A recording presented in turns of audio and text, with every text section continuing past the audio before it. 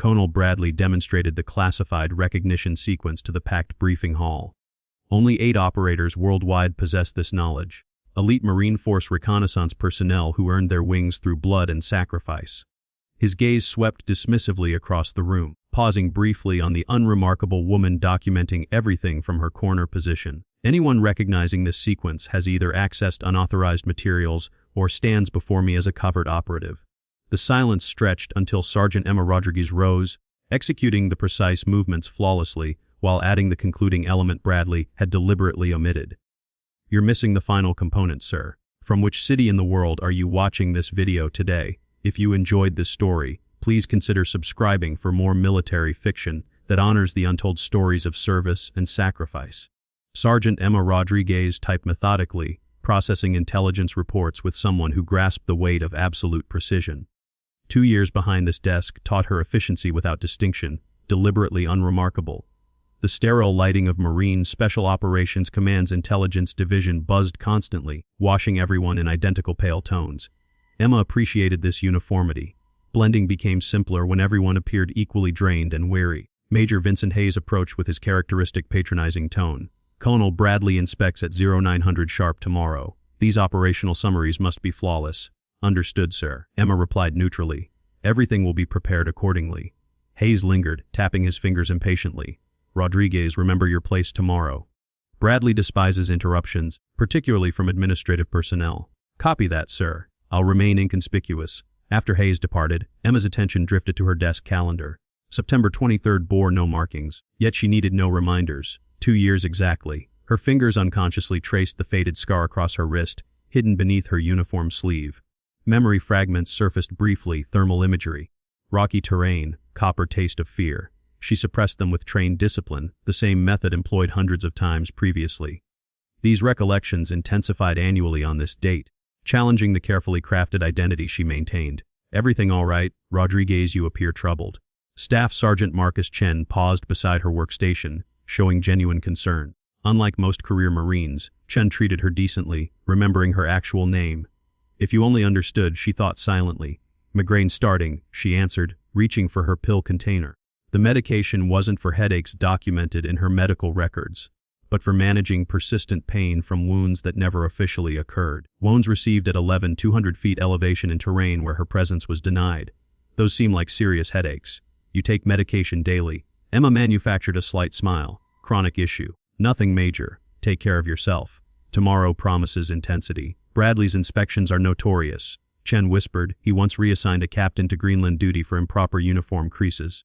Appreciate the heads up, Emma responded with precisely calibrated administrative anxiety, neither overly worried nor confident. Perfectly forgettable reaction from a forgettable individual. Throughout the afternoon, she monitored 2 junior officers discussing tomorrow's inspection near the coffee station. Hayes panicking about Bradley's visit again. Always the same routine. Guy would collapse if he encountered actual combat situations. Speaking of combat, those new tactical evaluations in the MAROPS briefing finally showed quality work from upstairs. Definitely contractor analysis. These paper pushers couldn't recognize tactical reality if it struck them. Emma continued typing, expression unchanged despite her jaw tightening imperceptibly. Those praised tactical evaluations represented her contributions, systematically integrated into reports across 8 months. Subtle recommendations only someone with genuine field experience would identify as valuable. At 1900 hours, most staff had departed. Emma remained, completing tomorrow's inspection materials. Upon finishing, she deliberately chose a circuitous route toward the exit, passing the command's honor wall. The polished black granite displayed names of those fallen serving Marine Special Operations. Along the lower left section, a segment marked classified missions used stars instead of names for those lost in officially non-existent operations.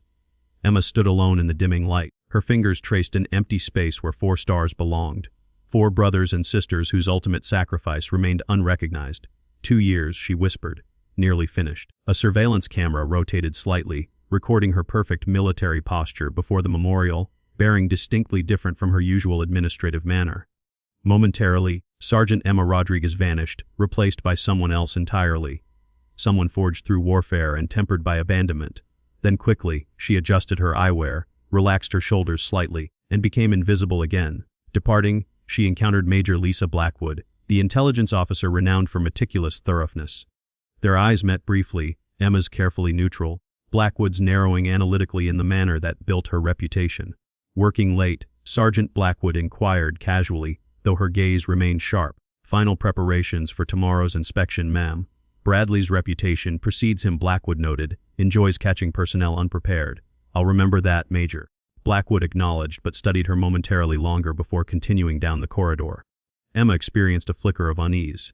Among everyone on base, Blackwood posed the greatest threat to her mission, the sole person whose analytical capabilities might connect inconsistencies others overlooked. Returning to her modest apartment, Emma secured the entrance and systematically verified no disturbances occurred. Finding none, she opened a concealed compartment containing a weathered tactical vest bearing a faded insignia matching Colonel Bradley's dress uniform decoration. Phantom Squad crimson blade, she traced its edges, remembering its weight in the thin desert air, gunfire echoes, and radio silence following her unit's final support request. From a hidden space beneath her mattress, she retrieved an encrypted tablet. Reviewing accumulated evidence one last time, 2 years of methodical work, progressively accessing supposedly unreachable files, documenting conversations implicating Bradley in her team's abandonment. "Tomorrow," she murmured to the empty space. Sleep arrived restlessly that night, as always on the anniversary. Dreams returned her to the desert, carrying Corporal Williams across burning sand, his blood creating a dark trail behind them. She heard Lieutenant Murphy's radio calls, desperately requesting evacuation as sandstorms intensified. She experienced betrayal's sting when the final response arrived. Extraction denied. Hold current position. She awakened as 0430, sweat-soaked but focused. Today would change everything. 2 years of deep infiltration, of invisibility, would conclude with Bradley's inspection. She dressed precisely in regulation uniform, ensuring every detail met standards. The irony wasn't lost on her. Appearing completely ordinary demanded meticulous attention to specifics. At her bathroom mirror, she examined her reflection. Sergeant Emma Rodriguez, intelligence analyst, gazed back. Hair secured in regulation style, standard glasses, expression neutral and unmemorable. No observer would recognize Lieutenant Commander Rodriguez, Phantom Squad leader, the woman who carried 3 wounded teammates across 30 miles of hostile desert, who survived 18 months behind enemy lines before reaching an extraction zone, only to discover her official death declaration. No one would see that woman. Not yet. Marine Special Operations Command buzzed with anxious energy upon her arrival. Junior officers rushed through last-minute preparations before Colonel Bradley's visit. Major Hayes prowled the hallways, issuing orders and adjusting unnecessary details. "Rodriguez," he shouted upon spotting her. "Are those operational briefs ready?" "Affirmative, sir." "Positioned in the conference room per instructions." "Excellent. Remember my instructions. Stay background today." "Roger that, sir." Emma positioned herself at her workstation, organizing routine daily tasks. Her peripheral vision caught Staff Sergeant Chen, nervously checking his uniform reflection on his monitor. "Easy, Chen," she said quietly. "You'll perform fine." He smiled gratefully. "Simple for you to say. Admin staff doesn't face interrogation like operations personnel. If you only knew," she thought again. Precisely at 0900, main doors opened as Colonel Marcus Bradley entered with 2 assistants. The room snapped to attention. Bradley stood tall with steel, gray hair and commanding presence of someone accustomed to absolute authority. His ribbons and medals created an impressive array across his chest, including the distinctive insignia matching her hidden one. "As you were," he commanded, sharp eyes already scanning for flaws. Major Hayes stepped forward. "Welcome to Marine Special Operations Command, Colonel. We're honored by your inspection. Skip the formalities, Hayes. Let's determine if your command matches your report's claims." For the following hour, Emma observed Bradley methodically progressing through the intelligence wing, questioning personnel and examining procedures with ruthless efficiency.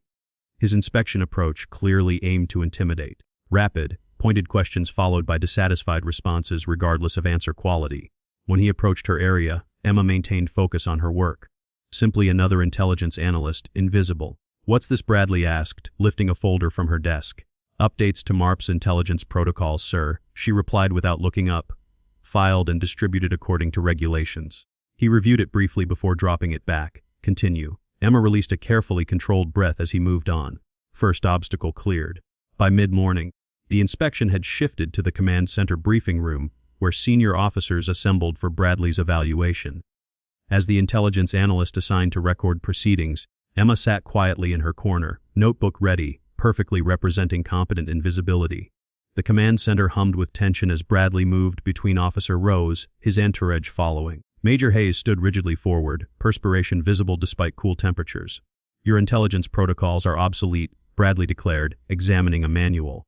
Who validated these procedures? Major, that falls under Staff Sergeant Chen's responsibilities, sir, Hayes responded quickly, deflecting blame to the younger Marine. Emma watched Chen stiffen as Bradley focused on him.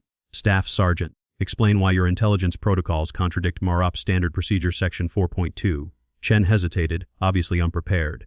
Sir, I believe, sir, Emma heard herself interject before stopping herself. That section received updates last month. Staff Sergeant Chen's protocols reflect current standards. The room silenced. All attention turned to her, the intelligence analyst who rarely spoke during meetings. Bradley's eyes narrowed. And you are Sergeant Emma Rodriguez, Sir, Intelligence Support. His gaze lingered uncomfortably before dismissing her with a glance and continuing his inspection.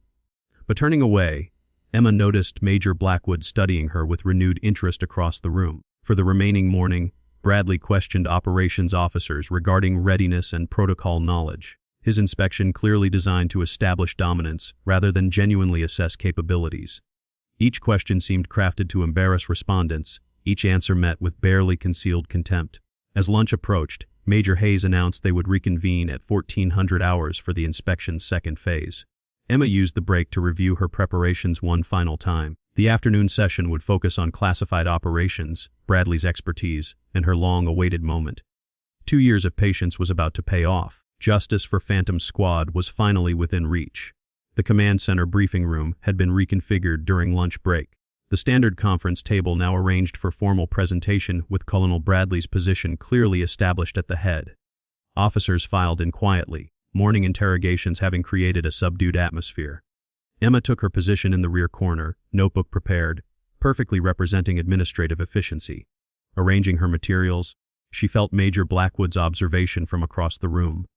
The intelligence officer had been monitoring her with increasing interest since morning's exchange.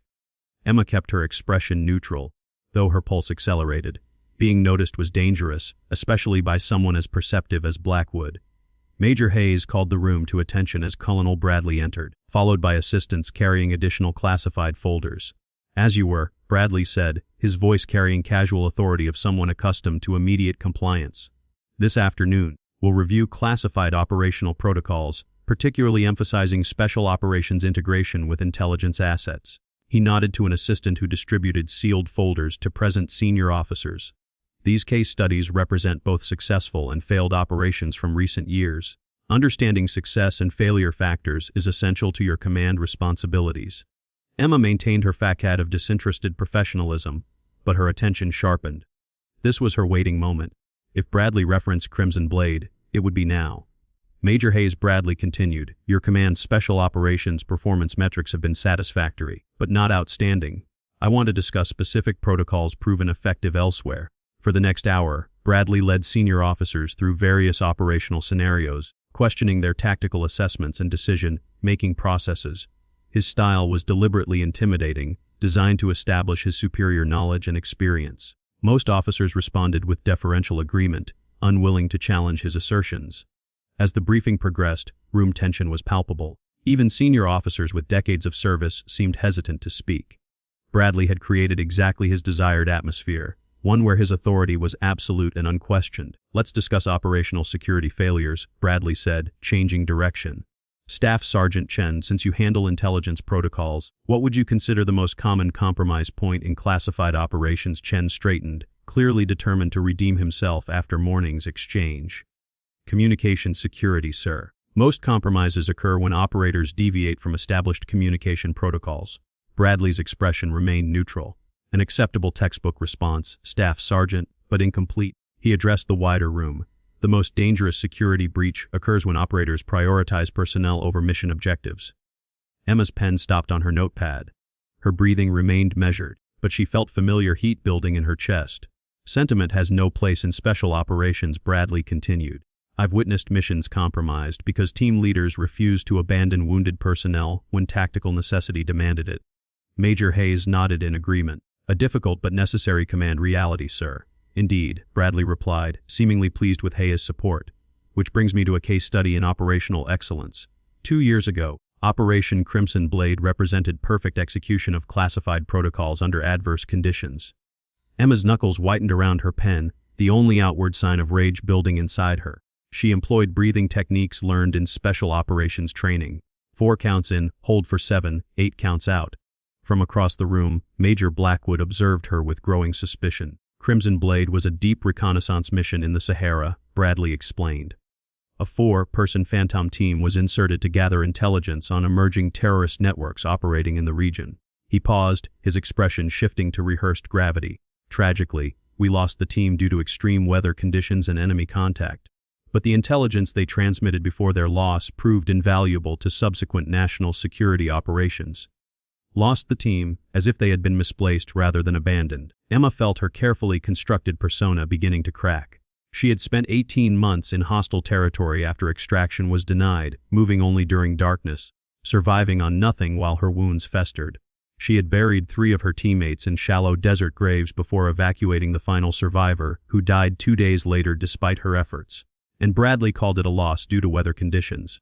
"Sir," a junior intelligence officer spoke up, "I'm unfamiliar with Operation Crimson Blade. It's not in our standard briefing materials." "It wouldn't be, Lieutenant," Bradley replied. "Crimson Blade remains highly classified.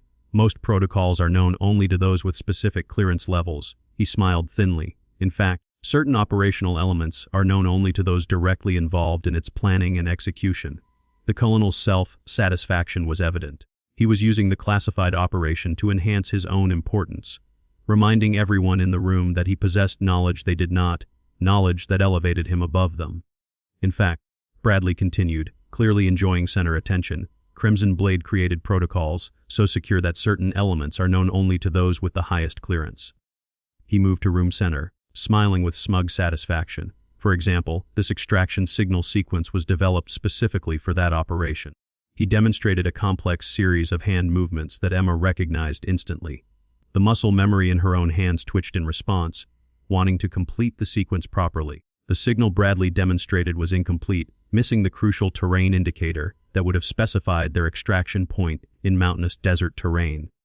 "Only 8 Marines alive know this," Bradley declared. "All force reconnaissance operators who earned their wings in blood." The room was silent. Hayes looked uncomfortable with the theatrical display, but unwilling to comment. "If anyone here recognizes this," Bradley chuckled, "you've either been reading classified files without authorization, or I'm looking at an elite operator in disguise." The joke fell flat in the tense room, but Bradley wasn't seeking a response. He was demonstrating his superiority, his exclusive knowledge, until Emma stood. Without hesitation, her hands moved through the exact sequence, adding the final gesture that Bradley had omitted. Every eye in the room turned to her, expressions ranging from confusion to shock. "That's not the complete signal, sir," she said, her voice steady and clear. "The terminal movement includes the terrain indicator, standard protocol for desert mountain extraction points above 8,000 feet. The room froze. Bradley's face drained of color as he stared at the intelligence analyst, who had just demonstrated perfect knowledge of a classified signal he claimed only elite operators would know. "Who the hell are you?" he demanded, his composure cracking.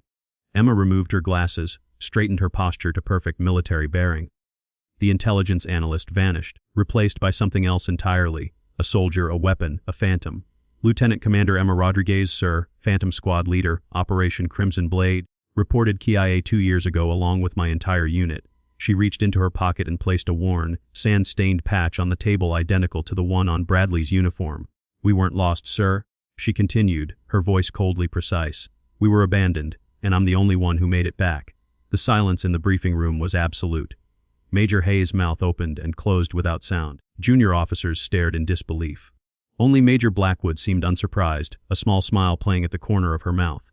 "This is absurd," Colonel Bradley finally sputtered. "Rodriguez died in the Sahara. This woman is an imposter." "With respect, sir," Blackwood stepped forward. "I suspected something unusual about the sergeant for some time. Her intelligence assessments were far too advanced for an analyst." "You knew?" Hayes turned to Blackwood, his face reddening. "I suspected," Blackwood corrected. "And I've been observing. Sergeant Rodriguez's work contains insights that only come from field experience.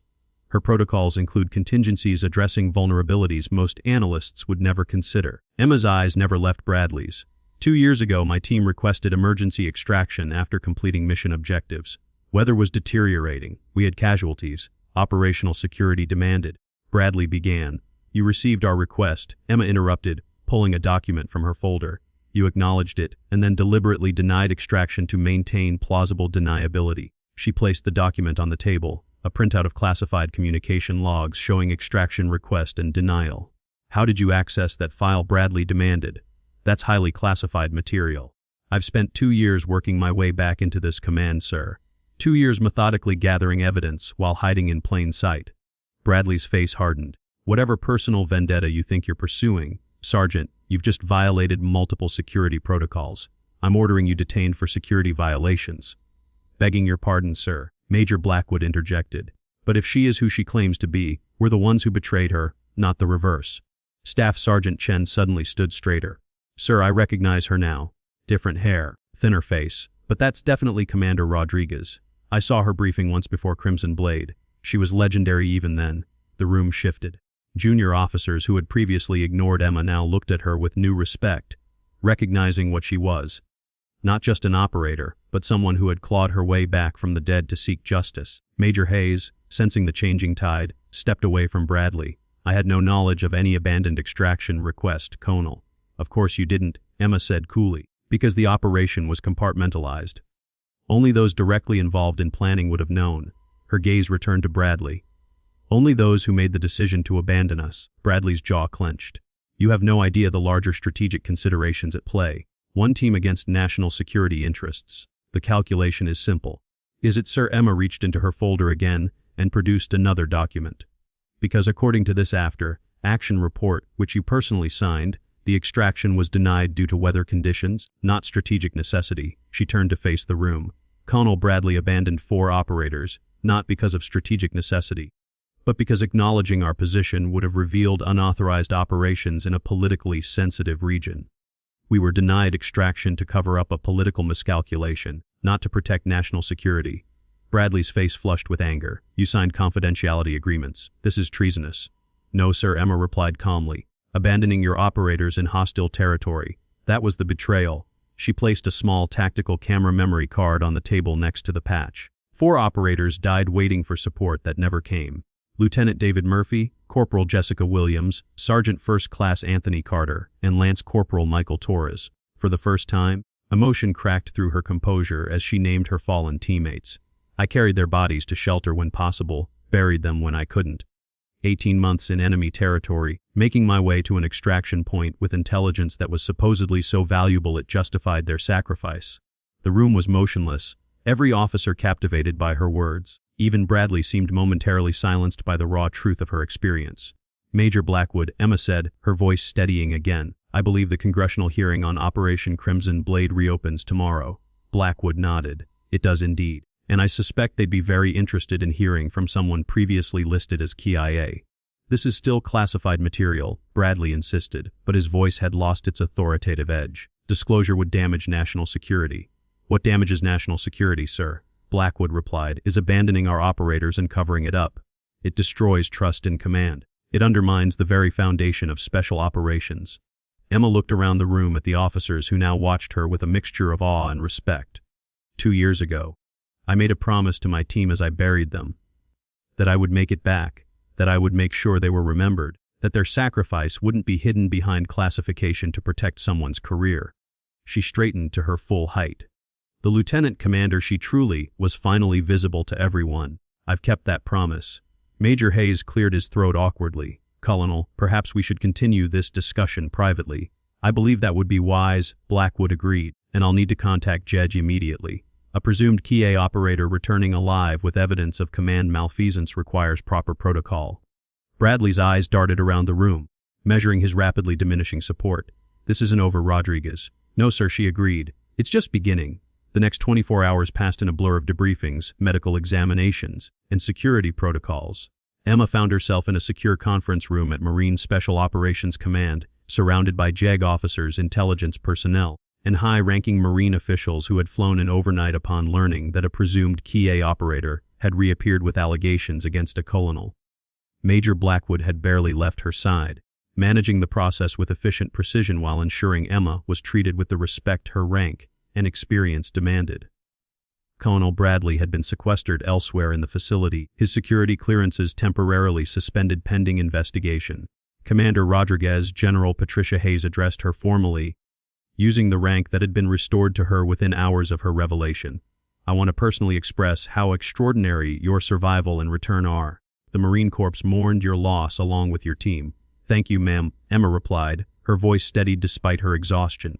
The facade of Sergeant Rodriguez, intelligence analyst, had been fully shed now, replaced by her true bearing as a special operations officer. Your debriefing indicates you spent 18 months evading capture in hostile territory before reaching an Allied extraction point in Morocco. You then spent nearly 18 months creating a new identity and working your way back into Marine Special Operations Command, all to bring accountability for Operation Crimson Blade. Yes, ma'am. General Hayes studied her for a long moment. That level of dedication is both commendable and concerning, Commander. Most would have simply come forward upon reaching safety. With respect, General, I tried that route first, Emma replied. Upon reaching the embassy in Rabat, I reported directly to military intelligence. I was informed that Operation Crimson Blade was classified beyond their clearance, and that I should report through proper channels. She slid forward a document showing her initial contact report. When I insisted on speaking with command about the abandoned extraction, I was advised that pursuing the matter could result in charges against me for violating operational security. The intelligence officer I spoke with received a direct call from Colonel Bradley's office within an hour of my arrival. General Hayes' expression darkened as she reviewed the document. So, you determined that working from within was your only option. I made a promise to my team, ma'am, that their sacrifice wouldn't be buried under classification. The general nodded slowly. The congressional hearing on Special Operations Oversight reconvenes this afternoon. They've specifically requested your testimony, Commander. Emma felt a surge of both vindication and apprehension. This was what she had worked toward for 2 years, but the reality of publicly revealing classified operations carried its own risks. I understand if you have reservations, General Hayes continued. Testifying means further public exposure, which complicates your future options in special operations. With respect, ma'am, I stopped considering my future in special operations the moment I buried Lieutenant Murphy in that desert. This isn't about my career. It's about accountability. The general's expression softened slightly. Very well. Major Blackwood will accompany you to the hearing. The Marine Corps will neither impede nor direct your testimony. The truth deserves to be heard. As the general departed, Blackwood approached with a garment bag. I took the liberty of arranging for your dress uniform, Commander, properly ranked and with your actual decorations. Emma accepted the bag with a nod of appreciation. Thank you for your support, Major. Not everyone would have been so quick to believe my story. I've been analyzing intelligence reports for 15 years, Rodriguez. I recognize the real thing when I see it. Blackwood smiled slightly. Besides, your analytical work was too good. No one with your tactical insight spends their career filing reports unless they have an ulterior motive. 4 hours later, Emma sat before the Congressional Special Operations Oversight Committee. The bright lights of the chamber illuminated her dress uniform with its rows of combat decorations. The room was packed with military officials, lawmakers, and press representatives. Colonel Bradley sat with his legal counsel at a separate table, his face a mask of controlled neutrality. Representative Michael Thompson, committee chairman, called the session to order. This special session addresses new evidence regarding Operation Crimson Blade, a classified mission that resulted in the loss of a 4-person special operations team 2 years ago. We have an unprecedented witness today. He turned toward Emma. For the record, please state your name and rank. Lieutenant Commander Emma Rodriguez, United States Marine Corps, sir. Former Phenom Squad leader, Operation Crimson Blade. A murmur ran through the chamber. Commander Rodriguez was presumed killed in action along with her entire team. Representative Thompson explained to the committee. Her appearance before us today is itself extraordinary. Commander, please explain to the committee how you come to be here when official records list you as deceased. For the next 30 minutes, Emma provided a concise but comprehensive account of Operation Crimson Blade, the mission objectives, the extraction denial, and her subsequent survival and return. She spoke without emotion, presenting facts with the precision of an operations report. After completing our primary intelligence gathering objective, weather conditions deteriorated rapidly. 2 team members had sustained injuries during an enemy engagement. Lieutenant Murphy requested emergency extraction from our predetermined coordinates. She displayed the communication log she had gathered during her time under cover. This log shows the extraction request was received and acknowledged. This subsequent entry shows the denial of extraction, citing weather conditions as the official reason. Representative Thompson studied the documents. And you believe this reason was falsified? Yes, sir. While weather was certainly a factor, it was not prohibitive. More importantly, this document signed by Colonel Bradley after the operation indicates the true reason for denial. She presented another file. Extracted intelligence suggested unauthorized operations by foreign assets in the region. Acknowledging our presence would have created diplomatic complications with supposed allies. Colonel Bradley's attorney immediately objected. Mr. Chairman, these documents remain classified. Their disclosure in this setting violates multiple security protocols. I'll remind Counsel that this committee has the highest security clearance for oversight purposes. Representative Thompson replied firmly. Continue, Commander. The extraction was denied not because it was impossible, but because it was politically inconvenient, Emma stated. 4 operators were abandoned to maintain plausible deniability about our presence in the region. Colonel Bradley rose to his feet. This characterization is a gross distortion of operational reality. Extraction was impossible without compromising additional assets and personnel. The decision, while difficult, was tactically sound. Emma turned to face him directly. Was it tactical necessity when you ordered all records of our emergency beacon signals purged from monitoring stations? Sir, was it sound judgment when you declined to dispatch search and rescue when weather cleared 4 days later? She placed another document before the committee. This order, issued under Colonel Bradley's authorization, specifically instructed monitoring stations to disregard any emergency signals from our operational area as probable enemy deception attempts. This was issued while 3 members of my team were still alive. The chamber fell silent as the committee members reviewed the document. I buried 3 of my teammates with my bare hands, Emma continued, her voice finally betraying emotion. Lieutenant Murphy died of exposure after our medical supplies ran out. Corporal Williams survived her injuries for 6 days before infection took her. The remaining team member died within the first 2 weeks. I spent the next year and a half evading capture, collecting intelligence, and making my way to an extraction point. Representative Thompson removed his glasses. Commander Rodriguez, your survival under these circumstances is nothing short of miraculous, but I must ask, why not come forward immediately upon reaching safety? Why infiltrate Marine Special Operations Command under a false identity? I did attempt to report through proper channels, sir. Upon reaching the embassy in Rabat, I was directed to silence by officials who contacted Colonel Bradley.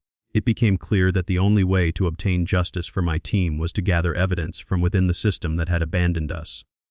Colonel Bradley's attorney leaned forward. Mr. Chairman, Commander Rodriguez's methods, regardless of her intentions, involved serious security violations. Creating a false identity to access classified systems is a federal offense. So is leaving operators to die to cover up political miscalculations. Major Blackwood interjected from her seat behind Emma. Representative Thompson called for order. This committee is well aware of the legal complexities involved. We're equally concerned with the ethical breaches that may have led to unnecessary loss of life. The hearing continued for several more hours with technical experts and intelligence officers providing context for the operation and subsequent events. Throughout it all, Emma remained composed, answering questions with the clarity and precision that had once made her an exceptional team leader. As the session neared its conclusion, Representative Thompson addressed her directly once more. Commander Rodriguez, beyond accountability for past actions, what outcome are you seeking from these proceedings? Emma straightened in her chair. I want my team properly recognized, sir. Their names added to the memorial wall, their families told the truth about how they died. And I want operational protocols changed to ensure no commander can abandon operators in the field to protect political considerations rather than legitimate tactical necessities. The chairman nodded solemnly. Thank you for your testimony, Commander. This committee will continue its investigation with the evidence you've provided. Colonel Bradley will remain on administrative leave pending our findings. As the hearing adjourned, Emma felt a strange sense of both completion and emptiness. For 2 years, her single-minded focus had been this moment, this exposure of truth. Now that it had arrived, the future beyond it seemed uncertain. Major Blackwood joined her as they exited the chamber. You did well in there. Hard to believe just yesterday you were playing the role of forgettable intelligence analyst. That person never really existed. Emma replied. No, Blackwood agreed. But the commander who just testified, she's the real thing. The Marine Corps needs officers with your integrity, Rodriguez. 1 month later, Emma stood in her dress uniform before the Marine Special Operations Memorial Wall. Around her gathered the families of the fallen Phantom team. Seeing her in person for the first time since learning their loved ones had not died in a simple training accident as they had been told. Lieutenant Murphy's elderly father clutched Emma's hand. He spoke of you in his letters, Said you were the finest officer he'd ever served with. He was the best of us, Emma replied softly. They all were. Major Blackwood stood nearby with General Hayes as the ceremony began. 4 new names were unveiled on the memorial wall, no longer redacted, no longer hidden behind stars representing classified operations. Lieutenant David Murphy, Corporal Jessica Williams, Sergeant First Class Anthony Carter, Lance Corporal Michael Torres. General Hayes stepped forward carrying a small case. The Commandant of the Marine Corps extends his personal apologies for the failures of command that led to this loss, she said, opening the box to reveal the Navy Cross. This should have been awarded 2 years ago. Your actions saved critical intelligence while demonstrating extraordinary valor in attempting to save your teammates. Emma accepted the medal with a solemn nod. She had not sought recognition for herself, but the acknowledgement represented something greater, the truth finally coming to light. As the ceremony concluded, she placed 4 Marine pins beneath the new names on the wall. News reports played quietly on monitors in the background describing Colonel Bradley's resignation and the ongoing congressional investigation into operational accountability. A young lieutenant approached hesitantly.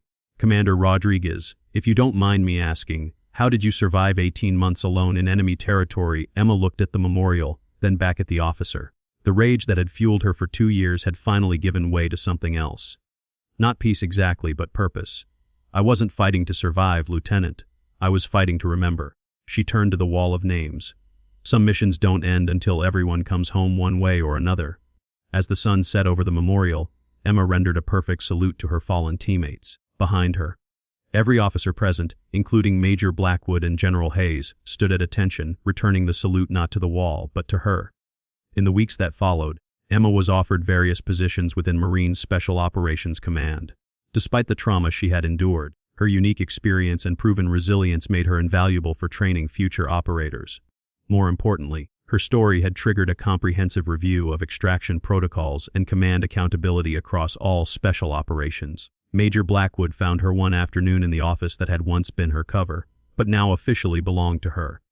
Commander Rodriguez, Special Operations Training and Accountability. How's it feel to use your real name again? Blackwood asked. Strange, Emma admitted. For 2 years, I dreamed of reclaiming my identity. Now I sometimes catch myself responding to Sergeant Rodriguez instead of Commander. Old habits. Blackwood nodded. Speaking of which, the first class of candidates arrives next week for your new extraction protocol training. Think you're ready? Emma looked at the photographs on her desk. The only ones in existence of the full Phantom team taken just days before Operation Crimson Blade. 4 faces smiling back at her, unaware of what awaited them in the desert. They'll be ready when I'm done with them, she replied. No operator gets left behind again. Not on my watch. As Blackwood left, Emma opened her desk drawer and removed the worn, sand-stained Phantom Squad patch she had carried for 2 years. She traced its outline one last time before placing it in a frame alongside her Navy Cross. Not as a reminder of betrayal, but as a symbol of a promise kept. The system had failed her team once. She was now positioned to ensure it never happened again. Some missions continued long after the operation was officially over. Hers had evolved from seeking justice to ensuring protection for those who would follow. For Phantom Squad, she had been the only one who made it home. For future operators, she would be the reason they all came home. Subscribe to Last Vengeance for more military stories that honor the courage and sacrifice of those who serve in the shadows.